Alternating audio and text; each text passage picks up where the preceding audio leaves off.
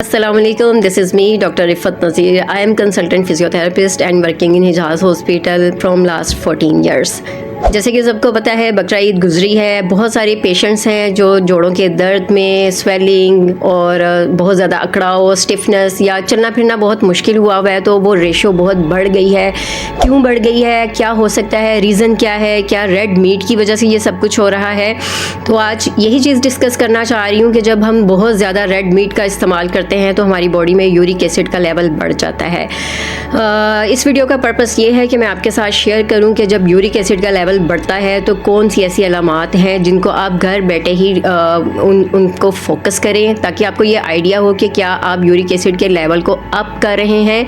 आपको घर बैठे वो चीज़ें पता होनी चाहिए कि जिसके बाद आपको ये आइडिया हो जाए कि आप ये कोई अर्थराइटिक पेन नहीं है, कोई वैसे ट्रॉमेटिक पेन नहीं है, ये यूरिक एसिड के बढ़ जाने की पेन है। अच्छा, बात यूरिक एसिड की हो रही है तो बहुत सारे लोगों को नहीं अंदाज़ा कि यूरिक एसिड होता क्या है।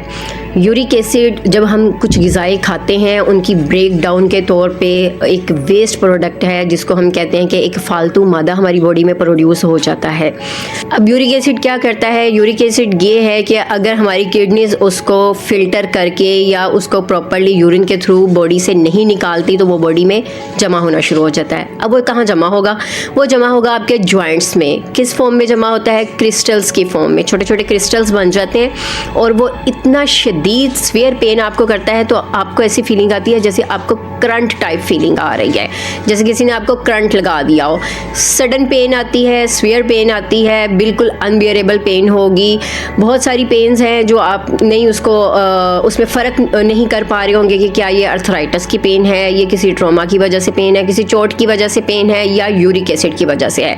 अभी साइन सिम्टम्स आपके साथ या उसकी जो अलामात हैं मैं वो ही डिस्कस करना चाह रही हूँ जो आसान तरीके से आपको घर बैठे पता लग जाए कि ये टिपिकली यूरिक एसिड की साइन सिम्टम्स हैं। फर्स्ट ऑफ ऑल आपके जॉइंट पे स्वेलिंग होगी, आपके जॉइंट्स पे लाली आ जाएगी, आपके जो जॉइंट्स हैं वो अकड़ाव में आ जाएंगे, आपका चलना फिरना मुश्किल हो जाएगा। सुबह सो के उठने पर जैसे ही आप फर्श पे पाँव रखेंगे तो आपको ऐसे लगेगा जैसे आपको करंट लग गया है।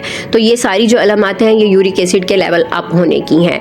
अब इसमें क्या होता है, आपके जो जॉइंट्स हैं वो स्टिफनेस में आ गए हैं। आपके टखने सबसे जो इन्वॉल्वमेंट वाला जॉइंट होगा वो आपके पाँव का बिग टो होता है। उसके बाद आपका एंकल आ जाता है, नीज़ आ जाएंगे, फिंगर्स आ जाती हैं, रिस्ट आ जाते हैं, मतलब सारे ही जॉइंट्स इन्वॉल्व होते हैं। लेकिन जो मेन आता है वो आपके बिग टो से स्टार्ट हो जाता है, जिससे आपको पता लगता है उस पर आपको स्वेलिंग होती है। साइंस ऑफ इन्फ्लेमेशन क्या होते हैं, आपको सोजन आ रही है, आपको उसके ऊपर रेड कलर या लाली आ गई है, आपको उस पर इतनी स्टिफनेस आ जाती है और इतनी पेन की शिद्दत का आलम ये होता है कि अगर आपको चादर भी टच करे तो उसका वज़न आपसे बर्दाश्त नहीं किया जा रहा होता। इवन कि जब आप ट्राउज़र चेंज कर रहे होंगे, अगर ट्राउज़र का कोना आपके पाँव पे लगता है तो वो भी इरिटेटिंग होगा, पेनफुल होगा।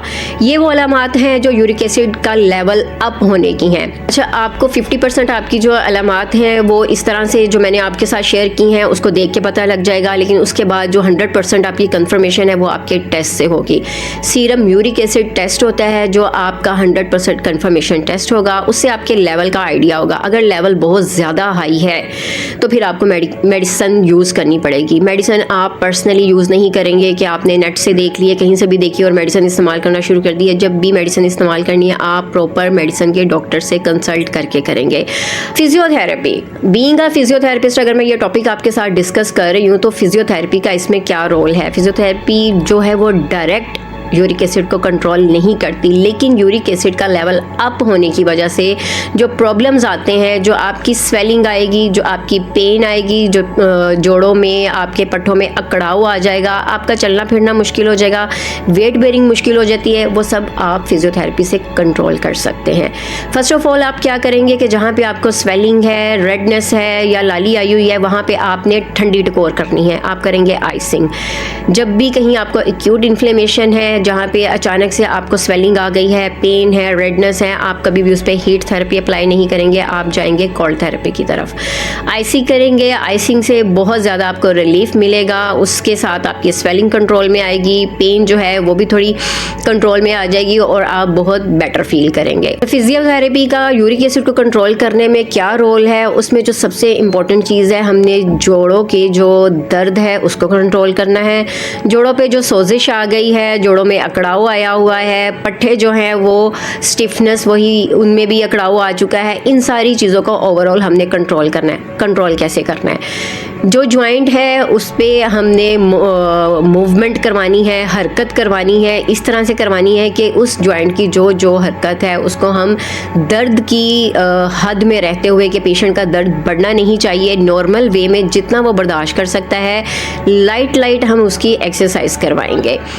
उसके बाद आ जाएंगे हमारे पास स्ट्रेचिंग को होती है कि हम जो स्टिफनेस आ गई होती है उसको कंट्रोल करने के लिए लाइट सी जॉइंट पे स्ट्रेचिंग करते हैं। पेन की सूरत में, सोजन की सूरत में आप जब भी लेटें, पाँव के नीचे तकिया लगा कर लेटें, थोड़ा सा ऊंचाई में रखें, जिसको हम कहते हैं कि एलिवेशन में रखना है। चलते हैं उन ग़िज़ाओं की तरफ जो आपने नहीं खानी है, आपके लिए सख्त जो है नुकसानदेह ग़िज़ाएँ हैं, उनमें आएगी आपके कोल्ड ड्रिंक्स, मीठे मशरूबात। हालांकि एक मिथ बना होता है कि जी यूरिक एसिड हो गया है तो दालें बंद कर दें, दालें बंद कर दें। दालें तो आप खा सकते हैं एक लिमिट में रह के, आपने कोल्ड ड्रिंक बंद कर देने हैं, मीठे मशरूबात तो इस्तेमाल नहीं करेंगे, आपने जंक फूड नहीं इस्तेमाल करनी, चिकनाई वाली चीज़ों से आपने परहेज़ करना है, आपने जो सब्ज़ पत्तों वाली सब्जियां हैं उनसे परहेज़ करना है। सबसे इम्पॉर्टेंट चीज़, यूरिक एसिड में रेड मीट आपने बिल्कुल इस्तेमाल नहीं करना।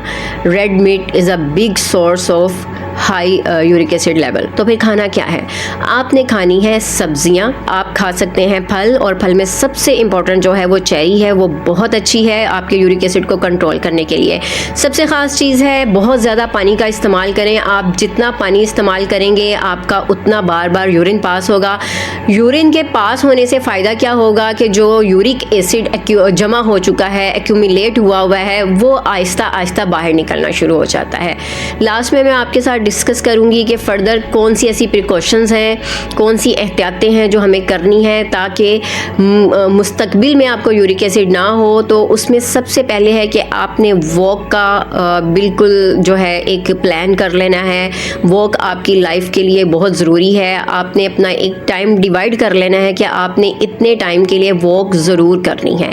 दूसरे नंबर पे आ जाएगा वेट कंट्रोल करना है। जब तक आपका वेट ज़्यादा है, कोई भी चीज़ जो है, जो लेवल्स हैं वो मेंटेन नहीं हो पाते, आपने अपना वेट कंट्रोल में रखना है, चिकनाई वाली चीज़ों से परहेज़ करना है।